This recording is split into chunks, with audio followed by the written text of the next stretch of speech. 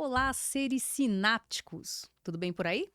Eu sou a Marisa Fortes e esse é o Sinapticamente, um lugar de conversar com pessoas incríveis, com conversas inspiradoras que fazem as nossas sinapses brilharem. Eu já estou aqui com o Vitor Lacerda, Vitor Homburger Lacerda, um educador, um cara que pensa muito adiante do seu tempo, e nós vamos bater um papo sobre educação. O que é educação? Né? Qual é a angústia que a gente experimenta quando a gente pensa numa escola para os nossos filhos? Enfim, vamos conversar com esse cara maravilhoso. Ele tem mestrado em história, ele é um filósofo na essência e ele é um cara que realmente conhece e entende do babado. Vitor, super obrigada por ter Muito vindo. obrigado pelo convite. Que delícia ter você aqui para a gente bater esse papo. Obrigado. Quando foi que você realmente. Uma vez estava me contando uma história que você saiu de uma escola super quadradinha e foi para uma escola muito diferente. E que isso provavelmente mudou tua vida, assim, né? Foi.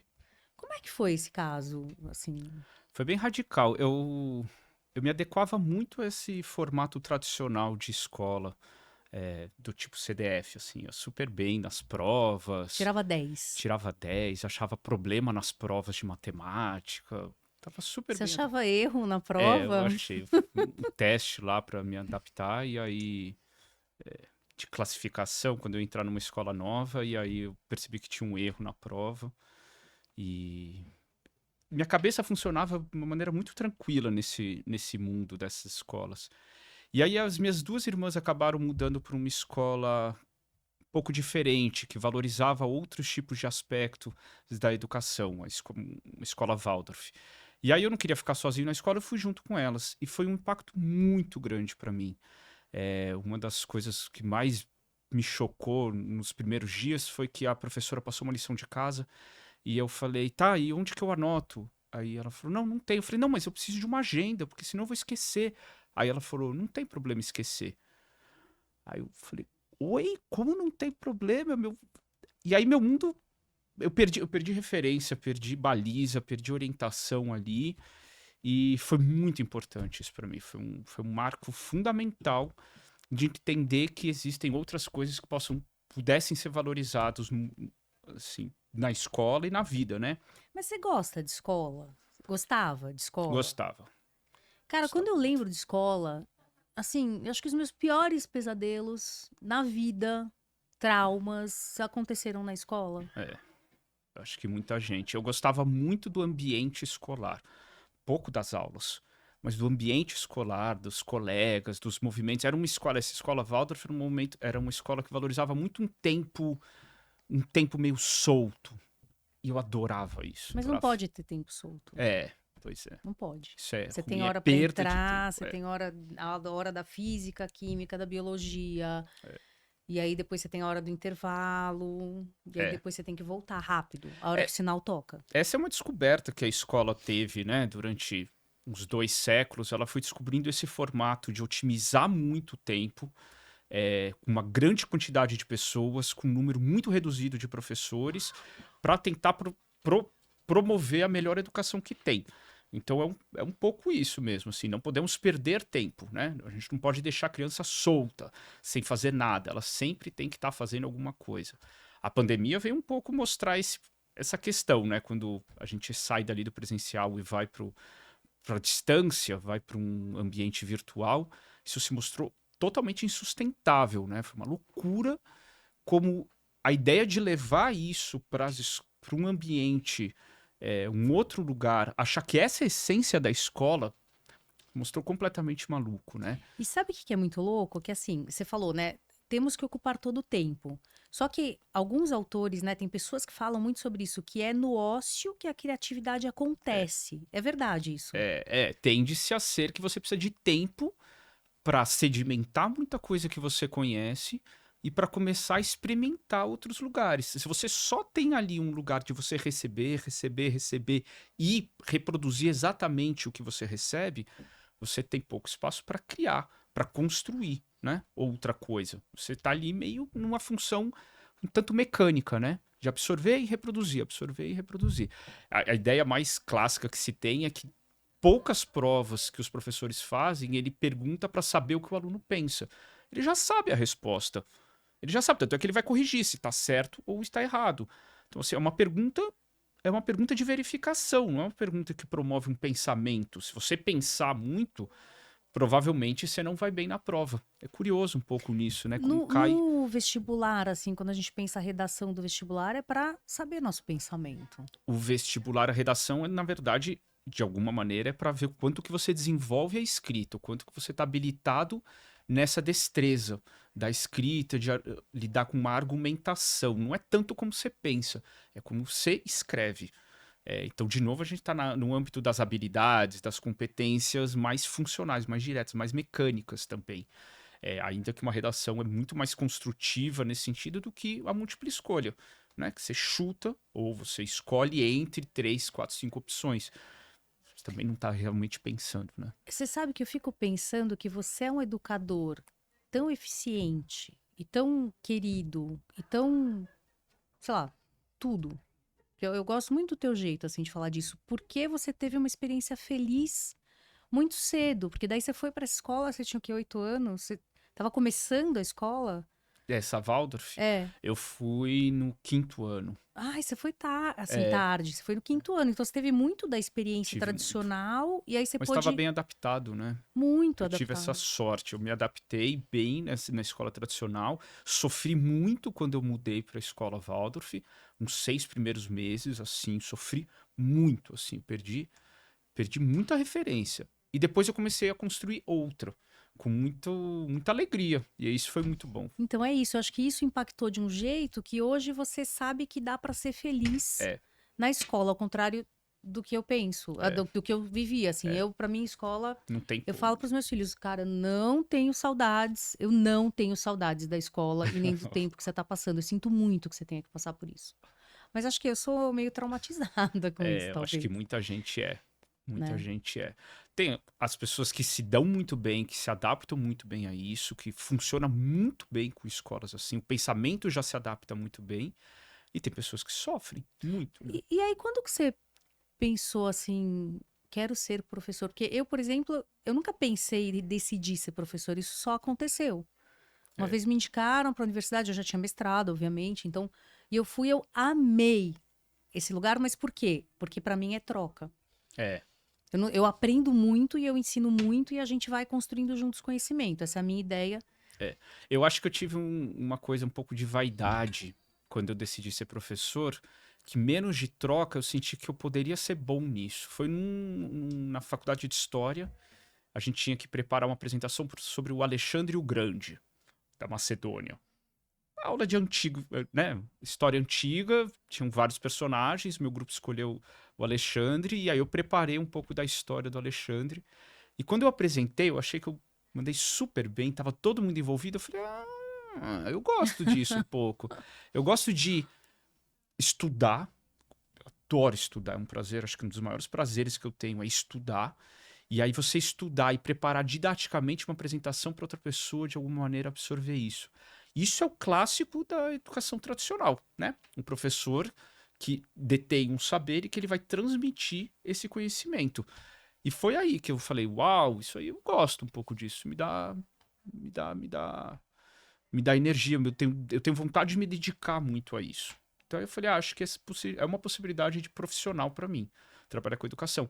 E estava muito resignado a dar aula. Eu achei que, inclusive, educação era isso, que era dar aula. E não é dar aula. Aí depois eu entendi que isso é ensino, né? É diferente de educação. Depois eu entendi que educação é um âmbito muito maior. E que o ensino está restrito, é um dedinho do que é educação. É um momento do que de fato a gente fala que é educação, né? Você tá lá na frente de uma turma transmitindo um conhecimento, é um momento, assim, minúsculo e que pouquíssimas pessoas aproveitam, né? Por mais mágico que seja, né? Você deu aula, você sabe. Acho que quem dá aula sabe disso. É muito legal para quem vê a aula, quem gosta de ver a aula, né? Também é muito legal. Mas pensando em educação, esse momento de ensino é muito pequeno. E é essa dimensão que eu comecei a ter para começar a tentar entender por que tinha gente que não gostava das minhas aulas. Por que que tinha gente que, por mais que eu me esforçasse nas aulas, com assuntos que talvez pudesse envolver aquelas pessoas, de forma que pudesse envolver, ou se eu envolvia um, o outro não estava envolvido. E se eu tentasse enfocar naquilo, o outro também não estava e tudo mais. E eu comecei a ficar perdido nisso e comecei a, de novo, a estudar muito de educação para entender o que que era isso. Aí aconteceu também a tua feliz aproximação com aquele cara que é o José Pacheco, É, né? Que, assim, eu não sei o quanto as pessoas conhecem, mas acho que vale falar um pouquinho sobre é, ele. E aí você encontrou esse cara, o que deve ter ajudado muito nesse exatamente. olhar diferente para a educação, né? É, porque eu já senti na experiência que eu tive com escolas pequenas de bairro, dando aula de história e na rede pública de educação, eu já senti um pouco do limite que é dar aula, né? Dessa forma de ensino, numa aula expositiva, que é o seguinte, né? O que se reduz isso? É um professor em 50 minutos dando um conteúdo de uma forma para 40 seres diferentes, 40 pessoas diferentes.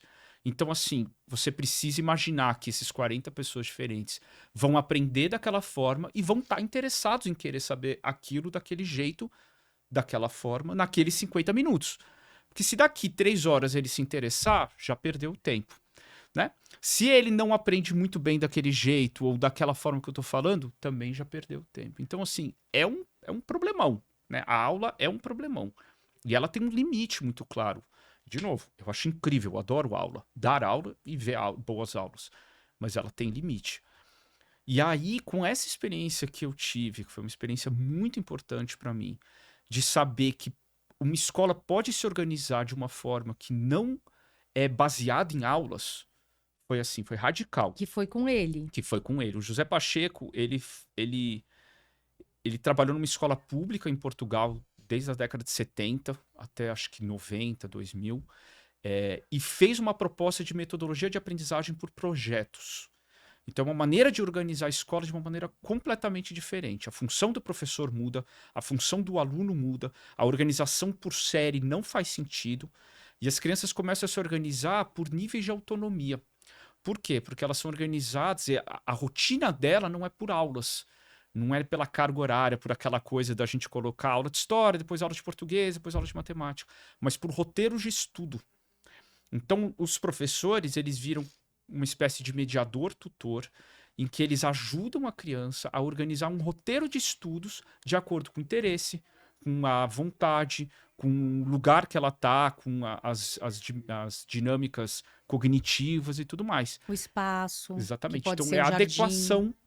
seria a adequação perfeita ao lugar que a criança está. Então, você que conheceu ele, eu não sei se é lenda, mas contam que ele queria fazer isso porque ele queria fazer isso e o governo, tipo, não queria muito, assim. Ele falou, não, me dá os piores alunos, eu quero, assim, a escória. E aí me dá que vocês vão ver só se esse negócio dá certo ou não. Essas escolas que toda vez tentam criar uma outra proposta, elas viram um imã de atração para molecada mais desafiadora para as outras escolas. Porque as outras escolas costumam, o que que elas fazem? Agora já menos, né? Eu acho que agora tem um movimento mais ético que as escolas estão comprando esses desafios, de alguma medida. E que não é exatamente de inclusão, né? Não, É uma questão comportamental. tá muito baseado em isso, que Mas é não tem a ver verdade com ou não é ensino. esse assunto do Pacheco? Que ele aí pegou uns alunos bem É, da pá virada vão e. chegando para lá, que eram sempre expulsos de outras escolas. A única escola que acolhia era a Escola da Ponte, e foi fazendo um trabalho de desenvolvimento de autonomia. Né? E é este trabalho de desenvolvimento de autonomia que capacita as crianças de poderem desenvolver autonomamente um planejamento diário, que ninguém precisa dizer para ela que horas que começa e termina. Ela vai aprendendo a dizer isso, ela vai aprendendo a entender o que, que ela precisa aprender e entender o que, que ela quer aprender, como ela aprende, de que dimensão ela precisa para se avaliar, se autoavaliar, para saber se ela aprendeu ou não aprendeu. Então não precisa ser dado uma prova. Enfim, vai colocando toda a escola que a gente conhece, toda a estrutura que a gente conhece, vai colocando de ponta cabeça. E vai mexendo muito com isso, é muito É interessante. pirante isso, É, porque aí, não sei, diz a lenda também que em pouco tempo a Escola da Ponte era um troço assim incrível, que as é, crianças Eram ótimas crianças. Ele conseguiu, em provas nacionais e europeias, resultados muito importantes. Isso foi dando a legitimidade para a escola, né? Foi mostrando que, de fato, aí a gente cai em outro debate, que uma escola funciona, uma escola de qualidade, uma escola de excelência, uma educação nesse sentido. E aí começa uma outra discussão, né? Que o que é, de fato, uma escola que funciona. As escolas tradicionais, ela funciona também, com certeza, obviamente. Não, mas para que serve a escola? É É, para você passar no vestibular, né? Né? é, Né? O que que um pai procura quando ele vai escolher uma escola? Eu quero uma escola com alto índice de aprovação nas públicas. Esse é assim, o highlight. Ah, não dá pública, vamos pegar então aquelas particulares, mas muito, muito boas. A sua escola faz essa turma passar no vestibular? é. Tô errada? Não, eu acho que isso é tanto uma demanda de muitas famílias, quanto uma apresentação e uma propaganda de muitas escolas. Esse é um grande mérito, talvez, de algumas grandes escolas, eu acho que é esse. Ela garante não, ela prepara e faz o esforço para os jovens passarem no vestibular. Mas essa deve ser, na sua opinião, esse deve ser um critério, Olha, na sua opinião? eu acho que isso pode ser sim um ótimo critério. Acho realmente que isso pode ser muito importante para muita gente. E eu acho isso importante considerar, e tem escolas que correspondem com essa necessidade. Eu só não acho que deva ser a única. O único O critério. único critério, o único tipo de escola. Eu acho que se tem famílias que acham que isso é a coisa mais importante que tem, que de fato esse preparo específico para. Tem uma outra fala bem forte que fazem, que é um desafio preparar para a vida, que é para os desafios da concorrência, desafios das dificuldades de trabalho, lidar sempre com muita pressão e conseguir lidar muito com isso, e que a escola prepare desde os 6 anos uma criança para que ela saiba lidar com isso. Eu acho que é importante ter escolas que correspondem com isso, sim. Porque o mundo tá uma guerra, né? Quer dizer, É, as pessoas precisam comer, elas precisam ter um trabalho que dê muita grana para elas poderem sobreviver. com Tá certo difícil. conforto, É, né, com isso que elas almejam. porque o mundo, ele tá ficando cada vez mais inóspito, de uma certa forma, É. né? Então, assim, tá muito difícil sobreviver. Meu pai, ele conseguiu comprar, sei lá, acumular um patrimônio com o trabalho dele. Hoje, eu não sei se um jovem de 20, isso aos 20 e poucos, ele já tinha alguns imóveis. Eu não sei se hoje uma pessoa de 20 e poucos consegue ter alguns imóveis. São aqueles que talvez despontam em empresas que explodem, né? São aquela molecada que consegue de fato enriquecer, porque hoje, de alguma maneira, a sociedade também tem uma dinâmica de enriquecimento e empobrecimento muito rápido, né? Aham. Então, pode ser que tenha gente que consegue isso, mas de uma maneira geral, a gente sabe que é muito mais difícil. A circulação de um jovem recém-saído de uma escola, ele frequenta muitas empresas diferentes, muitos trabalhos. Já é Ah, do hábito a gente imaginar que ele vai circular por muitos trabalhos. Há 30 anos atrás, isso não era cogitado, isso era mal visto, era muito inclusive. mal visto, né? Mas e aí? Quer dizer, aí você vai lá, propõe isso diferente e você vai estudar em escolas muito famosas. Estudar É, não, trabalhar numa escola super famosa em São Paulo, que é um sistema, né, é. incrível. E o que acontece com um cara como você que entra, por exemplo, numa escola dessas, assim? Eu tenho muita dificuldade porque a minha cabeça não funciona muito desse tipo de escola. Eu fiz um teste para uma escola bem grande e me chamaram para. Eu tinha que preparar uma aula e ir para esse teste. E era uma sala de 400 alunos. Ai, Era que aquele salão medo. gigante, sabe? Ai, Tem um palco, 400. Aí eu cheguei, o candidato anterior estava apagando a lousa. E eu olhei a lousa dele e eu falei, nossa, que cabeça ele tem, porque era uma lousa linda.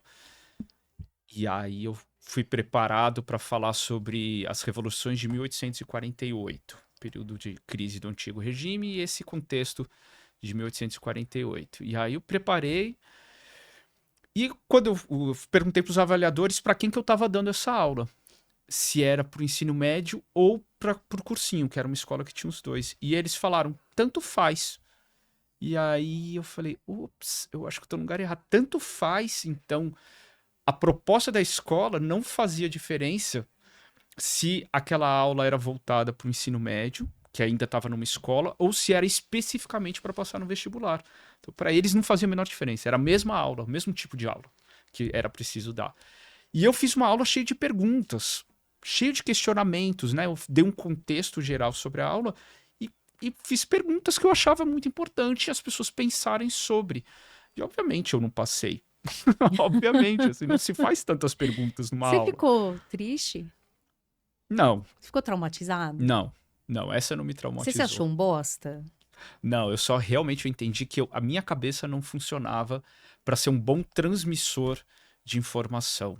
Não, Hum. não funciona assim, eu funciono com indagação, funciono para promover pensamento. Você precisa de conteúdo para isso, você precisa de informação, você precisa buscar um monte de coisa. Mas eu tô muito mais interessado e acho mais importante desenvolver inteligência. Mas então, ó, vou contar. Tem umas histórias, assim, de pais com os filhos quase reprovando ou repetindo. Como é que você fala? Repetindo. Tem que É, falar repetindo. Quase repetindo, escolão, assim, gente, as top 5 de São Paulo, que são escolas muito importantes. Aí o pai te liga e fala: Vitor, vem aqui porque meu filho tá repetindo. Isso há alguns anos acontece, gente, porque esse cara aqui, ele tira né, os pés na cova, ele vai lá e tira e resgata, e a criança passa. De ano eu não sei como, mas passa. Aí tal, te liga: Vitor, vem aqui. Cara, o que que você fez pra essa galera que tava quase repetindo conseguir, tipo, no último mês resgatar e passar de ano, que era é, uma tarefa impossível? é. Como é que você fez isso? Como é que você faz isso? Uma das coisas que eu aprendi, é legal isso, porque uma das coisas que eu acho mais importante é acalmar e humanizar esse sofrimento, sabia? É, a gente sentar com a criança e falar como é que você tá, tudo mais. Assim, os pais me ligam exatamente nisso, assim, daqui 3 dias ele vai ter a prova final e se ele não tirar tanto, ele vai repetir de ano. Peraí, gente, liga antes, tá? Porque a gente ainda não temos milagres acontecendo. Você liga antes, combinado? Não tem A gente vai milagre. deixar depois seu arroba aqui, Boa. né? É Liga bem isso. antes. Ah, e aí? E Como é que aí? você faz? Dá um segredo pra galera, pra geral, assim. Não, primeiro é realmente humanizar. Acho que nem às vezes acalma a criança, mas falar: olha, esse sentimento de desgosto com a escola é muito compreensível. Faz muito sentido isso tudo que você sentiu até agora. E a gente precisa lidar com isso. Você tá nessa escola, você precisa dessa nota, porque senão, de fato, não vai ser bom. Mas também eu começo. Às vezes eu pergunto, falo assim: e se você repetir? Como é que vai ser? Isso vai ser o fim do mundo? Ah, não, não é tão fim do mundo. Eu falei assim: não, mas é ruim. Claro, é ruim. Mas tá tudo bem, não tá? Sim, vai perder uma perna, alguém vai arrancar uma orelha Cara, tua. mas um mês sem Xbox equivale, sabia? Mês sem Xbox, aí, vamos lá, tudo bem, um mês sem Xbox, assim, se acontece, a gente não quer que aconteça. Mas vamos imaginar que a gente estude e vai dar uma caca no final. Sabe, aí você começa a falar assim, tá, e esse sentimento que você tá tendo, assim, esse ódio pela escola, porque normalmente é um acúmulo muito grande. Já é uma bola de neve enorme que a criança tá sentindo ali, o jovem, de alguma maneira. Então, quando a gente humaniza isso e torna aquilo, parece, a minha experiência é essa, e eu tenho resultados muito positivos nisso, a criança, de alguma maneira, se abre a uma coisa mais mecânica mesmo. Porque o que acontece é que normalmente são crianças muito inteligentes que não conseguem encontrar sentido para a escola. Não veem o sentido de aprender aquilo, de lidar com aquilo. Então, quando a gente humaniza essa falta de sentido, fala assim, realmente para você isso não faz sentido e é isso mesmo, bom, então eu tenho que lidar com isso. Então ela lida. Isso é muito louco. Na psicologia, isso aí chama validação. Olha, eu super valido você sentir isso, porque realmente nessa situação, É, né? Então, excelente isso que você está falando. Eu é, acho que já tira uma carga de ansiedade muito grande também exatamente. da história, né, que Tira está uma carga acontecendo. e ela se abre então para tentar dar um jeito. E quando ela tá aberta, aquilo aí é muito mais fácil. Por que chegou nesse ponto? Porque ela estava fechada, ela estava reagindo a algo que para ela não estava fazendo sentido. E muitas vezes não faz, é isso que eu falei. Para muita gente faz, mas para muita gente não faz esse tipo de direcionamento de uma energia tremenda que uma criança passa de 12 anos dentro de uma escola, focada numa coisa. É muito difícil construir um sentido de fato autêntico, integrado com ela. Eu acho que é isso que eu estava buscando da minha apresentação do Alexandre. Eu fiquei tentando entender o sentido do ensino. Eu localizei ele, que ele era uma pontinha do âmbito da educação, e comecei a buscar desafios, na verdade. Eu fui atrás daquelas pessoas que menos se adaptavam às escolas. Até nessas escolas mais alternativas que o Pacheco trouxe para cá, desenvolveu um projeto chamado Projeto Âncora, da escola Projeto Âncora, onde tinha também a metodologia de aprendizagem por projetos. E mesmo lá, também eu sentia que tinha jovens que não trabalhavam nessa chave. E na minha cabeça era, o que está acontecendo? Por que isso não vem? Se esse jovem pode escolher o que ele quiser para estudar, da forma que ele quer para estudar, com uma baita ajuda, com um baita acolhimento emocional, sem uma pressão de nota, sem uma pressão de passar de ano. Por que mesmo assim isso não rola? Porque eu acho que as pessoas acreditam que isso não vai funcionar. Aí você vai me perguntar, funcionar para quê? Para se dar bem na vida. E ao contrário, isso daí é o que a gente precisa para se dar bem na vida. Para se dar bem na vida, a gente precisa ter flexibilidade mental, flexibilidade de raciocínio. A gente precisa aceitar que uma coisa tem uma multiplicidade de olhares, interpretações e sentidos. E é isso que faz a gente funcionar na vida. Além de física, química, biologia, eu posso te dizer o seguinte, eu passei a gostar de estudar quando eu vi sentido. E quando foi isso? Na minha segunda faculdade, que foi a psicologia. Fiquei entregue. No segundo ano eu já sabia. Eu era jornalista, doida, do plantão. Eu pensei, isso eu quero fazer pro resto da vida. O que é isso? É achar sentido. É acordar segunda-feira de manhã super feliz. Como é que faz para acordar segunda-feira de manhã super feliz? Tem que achar sentido. Tô errada? Não. Claro não tô errada. Mas conta o babadinho, vai. Você escapou que nem lambari saboado. Aí você foi lá e entrou numa escola das Big Five de São Paulo para ser professor auxiliar? Foi, eu comecei com... foi professor auxiliar e era uma escola que tinha uma proposta bem interessante no sentido de tentar variar muito as propostas de ensino. Então trabalhava nesse sentido. E de alguma maneira aquilo correspondia muito com as demandas das famílias e com a proposta da escola. Eu acho que, de novo, ali eu entendi muito bem também que é importante existir escolas que trabalham e correspondem com as demandas das famílias. Mas você bateu a 100 por hora no muro de pedra, cara. Ou não? Não é uma boa analogia? Não, acho que não. Então, Acho o que não. aconteceu? Porque, obviamente, aquilo lá não deu muito certo. Na hora que foi pra valer implantar um projeto de pensar diferente, o ensino barra educação, uma coisa... Não era a proposta da escola. Na verdade, foi isso, assim. A escola, ela tinha uma tradição muito grande e ela cuidou dessa tradição mais do que, de fato, propor rompimentos e propor mudanças e tudo mais. Era um momento que a escola estava passando, eu acho que isso faz muito sentido, né? Para aquilo. Me chamaram de alguma maneira por uma proposta para desenvolver um tipo de trabalho, e eu acho que de alguma maneira ela entendeu que não era bem por aí. Então, eles queriam muito, mas aí no fim não era o momento. Eu acho que era isso. É. Eu acho que é isso. E o que você faz hoje, assim? Tipo, então os pais à beira de um ataque de nervos te ligam. E aí eu vou te perguntar, o que é uma criança problemática? Na sua opinião, o que é uma criança desajustada e problemática? Para isso a gente sempre tem que entender um padrão que vai qualificar alguém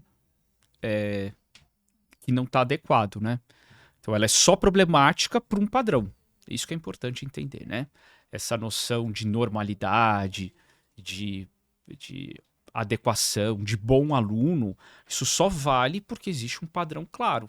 E aí, quando você fala quem não está nesse padrão é um problema para mim, a gente está falando com questões muito complicadas, E né? profundas, né? Eticamente, moralmente.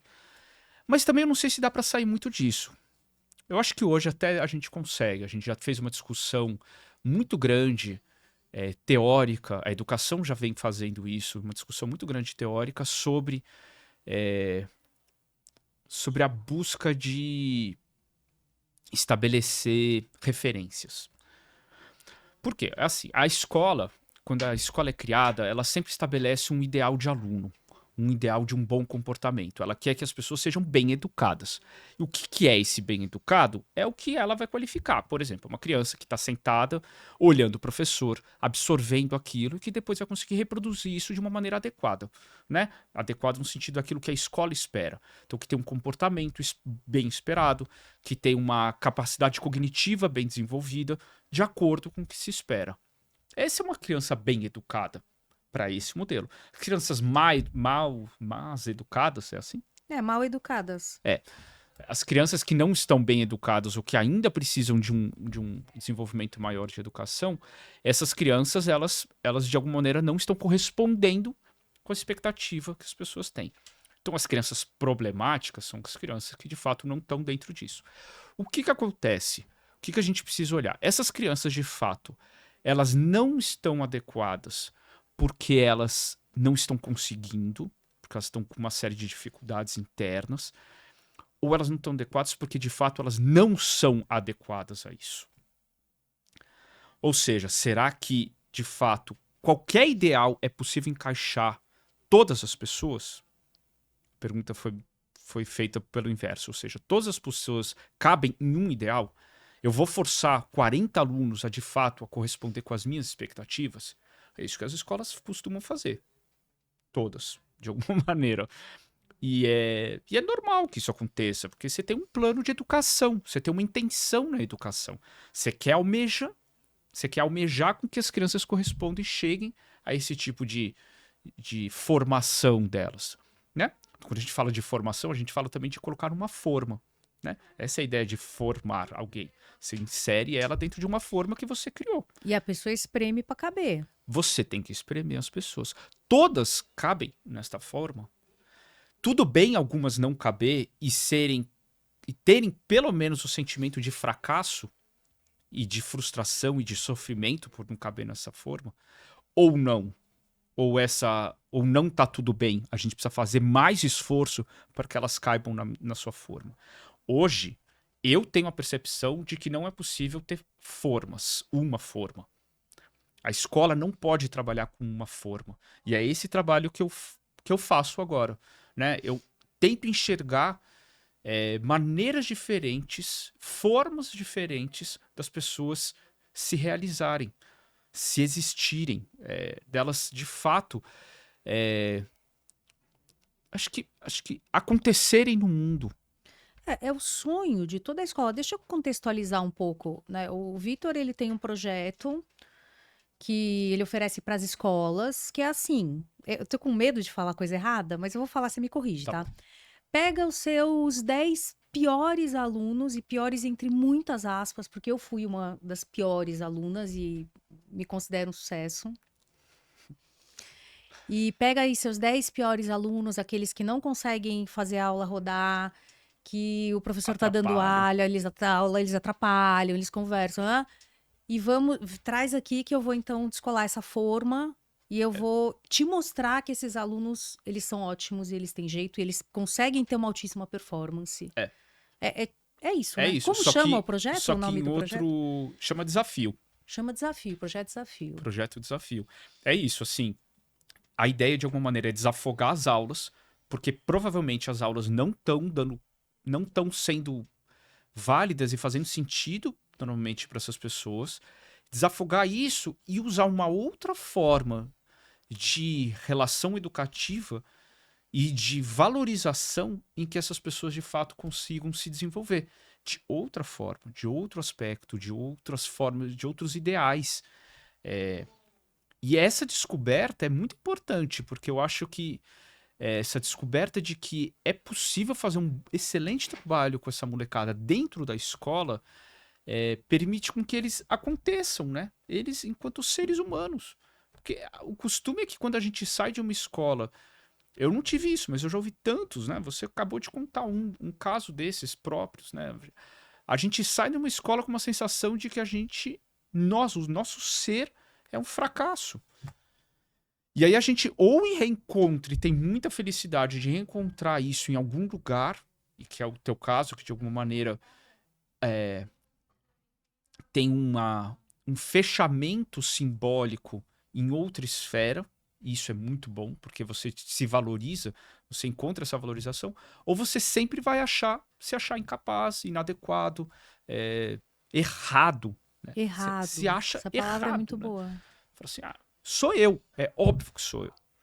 E na verdade é porque a escola, ainda que ela tenha um âmbito de acolher muita gente, ela trabalha com formas muito restritas para poucas pessoas. E é isso que eu acho que é difícil trabalhar. E é muito difícil mudar, né? Você precisa ter um know-how, você precisa ter uma experiência de ferramentas pedagógicas, didáticas, para poder lidar com uma molecada dessa. Então você também capacita É, professores que precisem, né? porque não adianta você vir com o mesmo preceito de agora eu vou dar muita atenção para essa molecada. Não é isso. Você está reforçando o Não adianta comportamento. você vir e dar uma aula particular para essa molecada. Porque não é esse o ponto dessa molecada. Elas precisam se entender dentro da escola, É. né? Porque você faz isso, né? Você faz o acompanhamento contraturno, individual, quando os Exatamente. pais te contratam, mas a ideia do projeto Desafio é justamente levar para a escola a Pra dentro da possibilidade escola. de poder provar para ele que ele é ótimo dentro da escola. Exatamente. Né? Com o currículo da escola, né? Com as demandas de competência e habilidade da BNCC, do currículo paulista, correspondendo com isso, só que da maneira que vai fazer sentido e eles vão conseguir ter sucesso. E talvez até depois se reinserido no ano seguinte, talvez. Eu não sei, talvez funcione super. No Isso ano seguinte acontece, ele vai para a porque escola, é para a classe. momento, né? É momentos que acontecem e dimensões que eles vão tomando consciência. Então, mas não é um processo de você fazer esse aluno se adaptar a dentro de uma sala de aula. Mas é que normalmente isso acontece. Normalmente eles acalmam, né? Eles se humanizam, eles acalmam, eles encontram lugares em que eles podem se realizar e ter sucesso, eles conseguem de fato fazer coisas e aprender coisas de outra maneira. E aí depois eles começam a ter mais espaço interno, inclusive, calma, paciência para poder lidar com uma aula que para ele é chata. Porque antes ele não tinha isso. Que é o que você falou lá atrás, né? Talvez ele encontre sentido naquilo, de alguma maneira. Exatamente. Né? E tem tanta coisa, assim, que eu vejo, sabe? Por exemplo, injustiças, ou eu aprendi com você o conceito de assembleia, que acho que não tem muito, né? Mas assembleia, se eu estiver errada de novo, me corrige, é quando a classe se reúne e todo mundo tem voz. As pessoas podem falar dos problemas da coletividade que incomodam, e aí com a mediação eles vão chegar num acordo para que fique bom para todo mundo, tá certo isso? Por exemplo, eu estudei em escola pública. Olha que coisa, isso eu nunca esqueci, gente. Tem anos e anos, tem décadas, né? Mas eu já era jornalistinha, então tinha um trabalho para fazer um troço lá, um trabalho voltado para a área do direito. O que eu pensei? Bom, em vez de ficar copiando o livro, eu vou entrevistar um cara que era o chefe da minha mãe, um super advogado. Fui lá, entrevistei o cara, fiz o texto, dei para ele olhar, falei, é isso mesmo, tá correto, tá correto. Como eu comecei a ler muito cedo, antes da média, e eu já lia Machado de Assis aos 8 anos, eu escrevia super bem, o que eu vou fazer? Né? Eu conto essa história, eu aprontava de propósito para ir de castigo na biblioteca da casa da minha avó. Que ótimo. Porque senão os primos, né? Não, eu ia para lá e ficava lendo, porque eu adorava isso. Então, meu texto, de fato, estava muito bom. A professora, a hora de distribuir os textos corrigidos e com nota, deixou o meu por último. Falou assim: olha, tá aqui a sua nota. É 0, na frente de todo mundo. E eu, muito tímida, gente, eu era muito tímida. Bom. E aí eu olhei assim, ela falou: é óbvio que você não fez esse texto, você não tinha capacidade de escrever isso. Olha a tua idade, olha a tua estatura. Isso aqui foi escrito. Qual é a profissão dos seus pais? Eu falei, advogados. Ela, então, tá explicado, né, meu bem? Então é 0 para você aprender. Eu era tímida. Hoje, eu levantava, ia na diretoria, eu ia armar, eu chamava a TV lá para filmar. Mas, naquele ínterim, eu só me recolhi a minha insignificância, vibrei de ódio por dentro e decidi que a escola era um lugar muito ruim, É. né? Nossa, foi um caso. Você ficou impactado com a minha Fiquei. história? Eu fui aprender a ler na faculdade, diferente de você. Aprender a ler, né? De Então, o verdade. que é ler de verdade? É, O que é ler de verdade? é você significar o que você tá lendo. Não é decodificar, que muita gente faz, né? Que é aquela coisa de você conseguir, depois de 3 vezes lendo a mesma palavra, você começar a entender que é uma palavra e depois você entender o significado da palavra. Então, isso é um tipo de leitura mais básico, né? Tem um outro leitura que você não consegue desenvolver, entender o significado com, sei lá, com 3, 4 frases. Você já perde um pouco disso, assim. Então, também é um tipo de leitura bastante crua, né? No sentido de que você ainda não tem desenvoltura de ler. Agora, de você ler e entender, inclusive, o que não está escrito, Quando você chora com um livro, você está lendo de verdade? Ou não não necessariamente? necessariamente, eu acho. Eu acho que são níveis de leitura, né, que você faz. Quando eu falo de ler de verdade, é que você está dialogando com o autor, você está problematizando com o autor, você também está ativo na leitura, não é tão passivo, mas é uma leitura ativa, de fazer perguntas para quem está ali. Mas por que você não está me contando isso? Mesmo no romance, numa história tranquila, né? Você tá ali e sabendo fazer perguntas e pensando junto. Esse é um desenvolvimento de uma leitura mais profunda mesmo.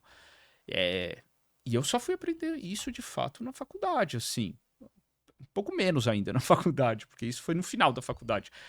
Mas esse tipo de leitura, então eu passei muito tempo detestando ler. Assim, não havia o menor sentido, eu não conseguia ler, não conseguia e tudo mais. Então a escola, de alguma maneira, também não me deu isso, assim, né? Não me deu essa bagagem, que para você foi muito diferente, né? É, que era de fábrica, né? Veio de fábrica. Era de fábrica. Então aí só potencializou e melhorou, e É. enfim. Mas então, e aí eu fico pensando, né? O que é escola pública? É fraca? Olha, não. É Não, difícil né? generalizar, né? Não, não é.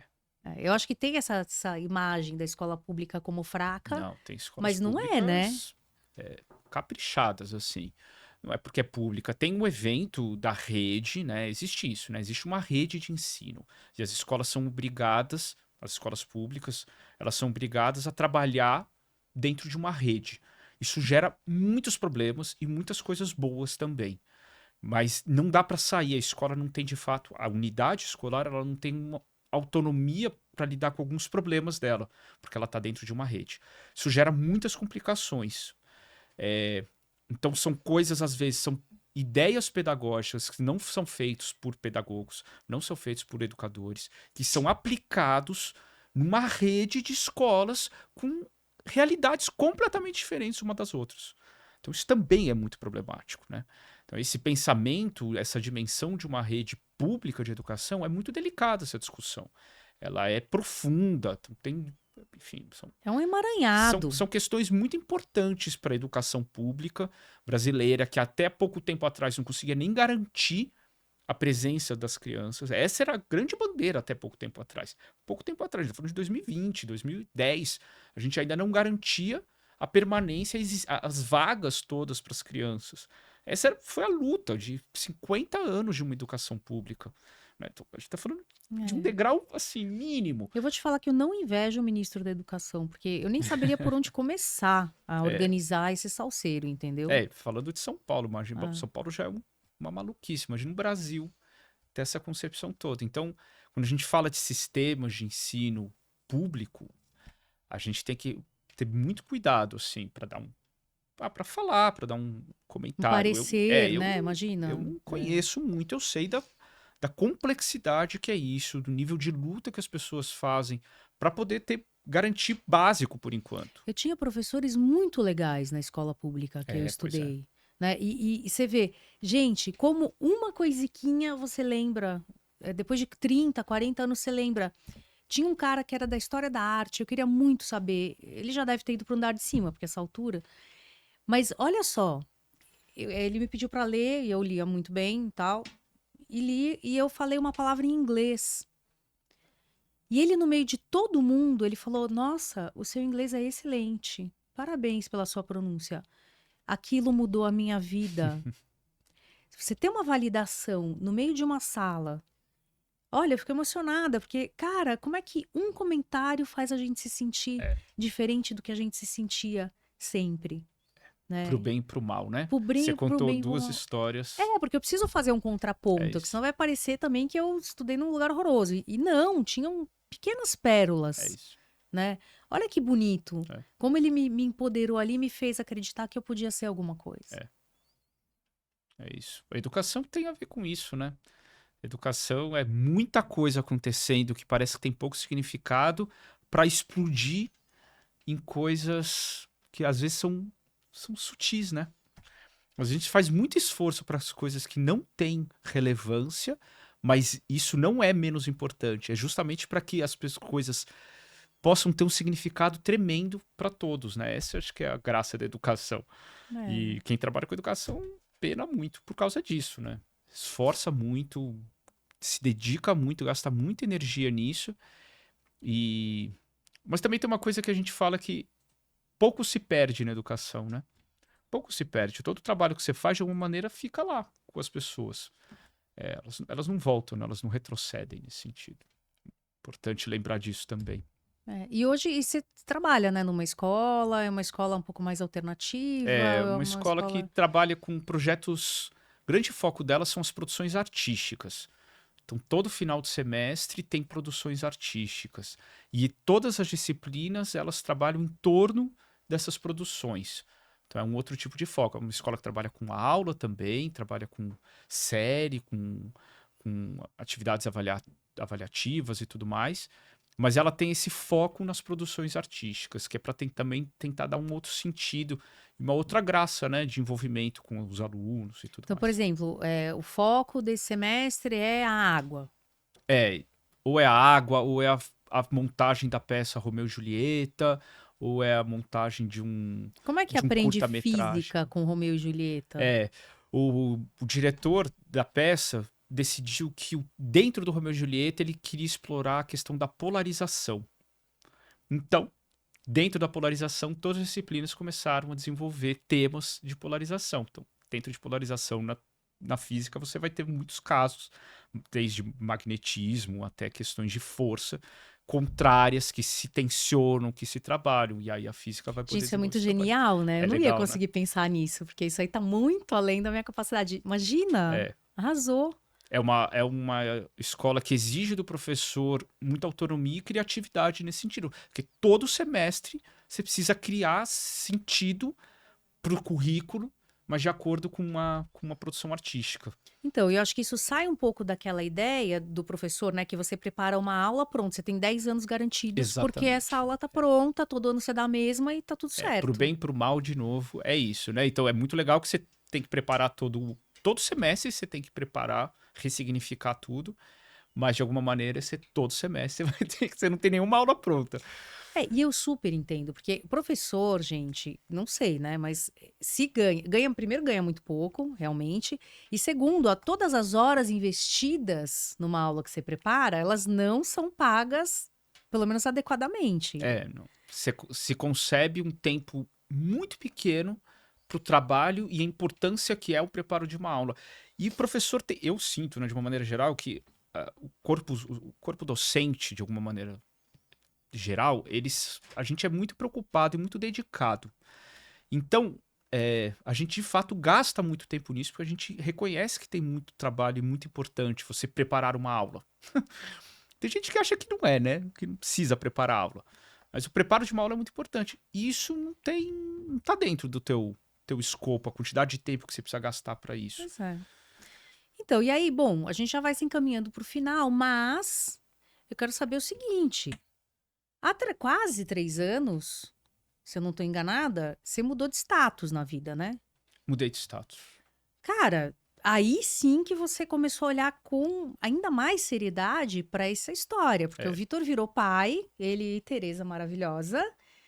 E agora? Tipo, qual é a escola ideal pro Jojo? Beijo, Jojo, coisa fofa, te amo. Qual é. Gente, eu vou contar um segredinho, Jojo é meu neto, tá? Não ia passar sem Boa. eu contar, eu preciso contar. Mas os elogios não foram por causa disso, porque ele é só o pai do neto. Não tem, É, tem grande. E aí, quer dizer, agora qual que é a escola ideal para o teu filho? Como é que você vai fazer é. para lidar com isso? Na paternidade, né? Uma coisa que eu achei muito boa é que o educador ensinou muito pro pai, né? O fato de ter trabalhado muito com educação, eu acho que isso me ajudou muito, muito, muito, muito em muitas coisas. Mas o pai também, eu acho que aliviou um pouco e flexibilizou muita coisa do educador. Acho que eu me tornei um educador melhor porque eu também virei pai, porque eu acho que eu deixei de ser muito rígido. E essa discussão, de fato, sobre escola, né, é uma questão muito complicada. E aí eu comecei a pensar e refletir muito sobre isso. Primeiro porque também estavam chegando muitas famílias pedindo ajuda para pensar sobre escola durante pandemia, pós-pandemia, as crianças não conseguindo mais se adaptar às escolas, e elas chegavam pedindo um pouco de ajuda. Eu comecei a pensar bastante sobre isso. Eu encontrei o seguinte ponto, assim. É muito importante para as famílias saberem o que elas são capazes de oferecer com muita qualidade, tranquilidade para os filhos. Ela precisa saber disso, assim. Então ela consegue oferecer um ambiente pós-escola de qualidade, em que ela tá segura, em que ela tá desenvolvendo, brincando, que ela tá com pessoas positivas, ela tem atividades muito boas para fazer, ou não. Ou após escola é um lugar muito complicado, não consegue acompanhar. A família, de alguma maneira, ela consegue trabalhar questões cognitivas, de leitura, de matemática. É uma família que está preocupada com isso, que se trabalha com isso dentro de casa, ou não, é uma família que trabalha muito, não está muito presente.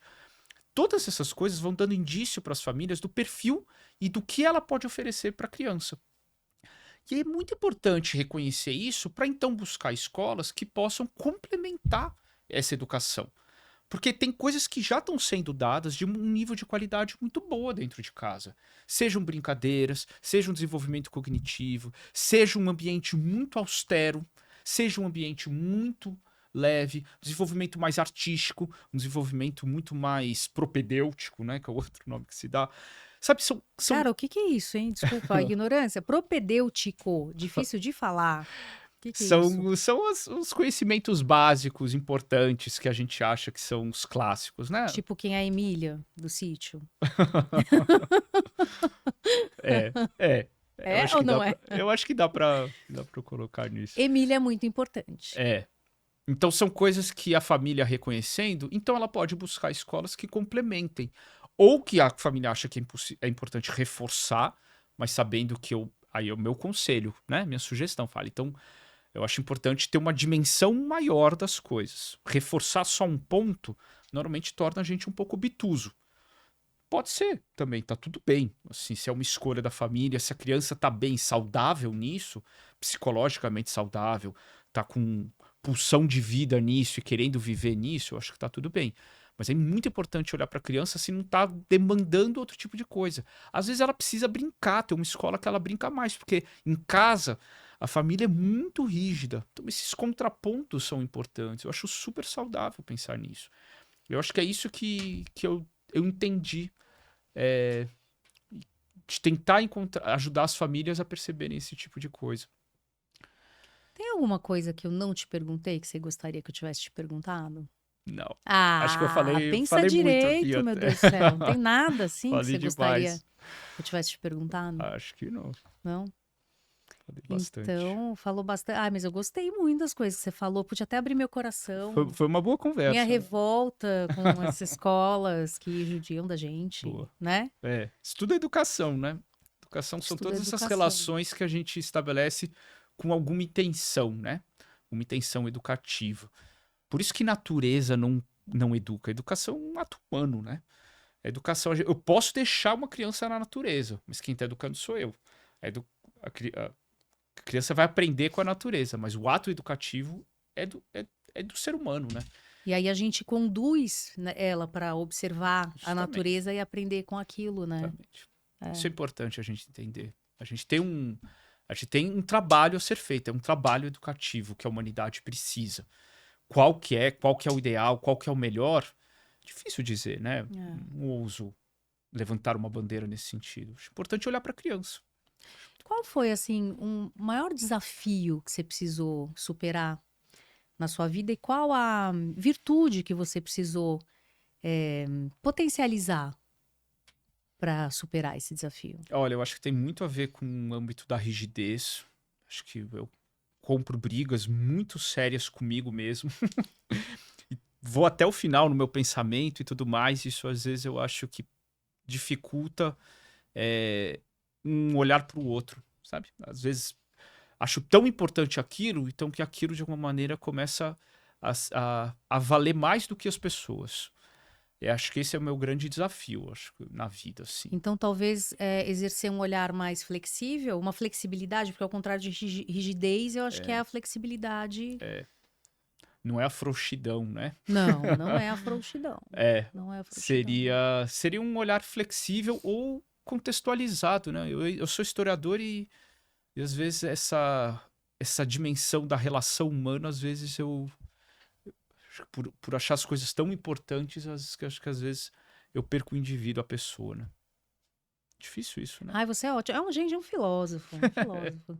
Obrigada pela Eu sua sofro. presença. Obrigado, Alice, pelo Eu vou te convite. pedir para falar umas palavras finais para aquela câmera que são as pessoas que estão te vendo. Tá. Então, dá uma força aí para a galera que tá com o cabelo, arrancando o cabelo de preocupação com a educação do filho. É. Fala que tudo vai dar certo, que eu acho que elas precisam ouvir isso.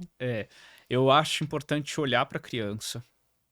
Principal coisa, olhar para a criança, ou pelo menos pedir ajuda para que a gente olhe para a criança e veja o que ela está precisando. Não é o que ela está querendo, é o que ela está precisando nesse momento. Às vezes pode ser o que ela quer, mas às vezes não, e às vezes a gente não está conseguindo ouvir, perceber isso. Então, às vezes, pedir ajuda eu acho muito bom. Não é um problema pedir ajuda. A gente não aprende mais isso. A nossa sociedade não favorece esse tipo de coisa. Ela não habilita a gente a identificar o que a criança está precisando. Então, eu acho que pedir ajuda para pessoas que a gente confia, que tem essa sensibilidade, eu acho muito importante. Para a gente poder ajudar todo mundo, né? Muito bem, maravilhoso papo. Obrigada Obrigadão, de Maria. novo. Que honra ter esse cara aqui. E é isso, pessoal. Foi aí mais um Sinapticamente. Muito obrigada pela companhia até aqui. E nos vemos em breve com outro podcast maravilhoso. Obrigada pela companhia. Um beijão. Eba.